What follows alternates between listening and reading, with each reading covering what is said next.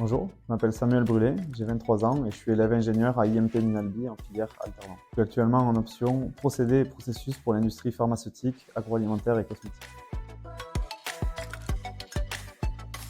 Moi, à la base, je voulais travailler dans le milieu médical, et notamment dans le secteur de la pharmacie. Donc, j'ai essayé une première année de médecine avec la PASS. Suite au concours, j'ai rebasculé sur un bachelor, un BUT en 3 ans, en génie chimique, génie des procédés, dans lequel on voyait des procédés divers, mais à échelle industrielle. Et donc par la suite, j'ai pu intégrer IMT Minalbi afin de me recentrer sur des procédés plus spécifiques à l'industrie pharmaceutique. IMT Minalbi était mon premier choix parce que ça me permettait de concilier trois choses. À la fois la filière, procédés et processus de l'industrie pharmaceutique que je voulais faire et qui n'était pas forcément possible dans d'autres écoles. La réputation de l'école et l'image que j'avais de celle-ci, par l'écho que j'ai eu de mes proches ou de connaissances. Et enfin, également, la qualité de vie qui était proposée par l'emplacement géographique de l'école dans le sud-ouest de la France.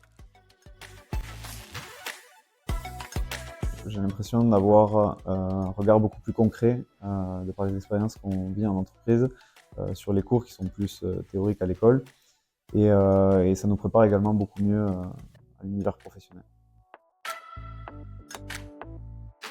Moi, je suis plutôt sportif. Du coup, j'apprécie beaucoup le campus pour les installations qui sont proposées. On a un gymnase avec notamment un mur d'escalade à l'intérieur. On a des terrains de tennis qui sont en train d'être refaits, un stade, un parc de street workout et globalement un campus qui est très bien entretenu.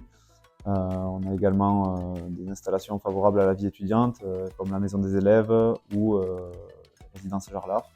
Donc c'est plutôt sympa de vivre sur le campus.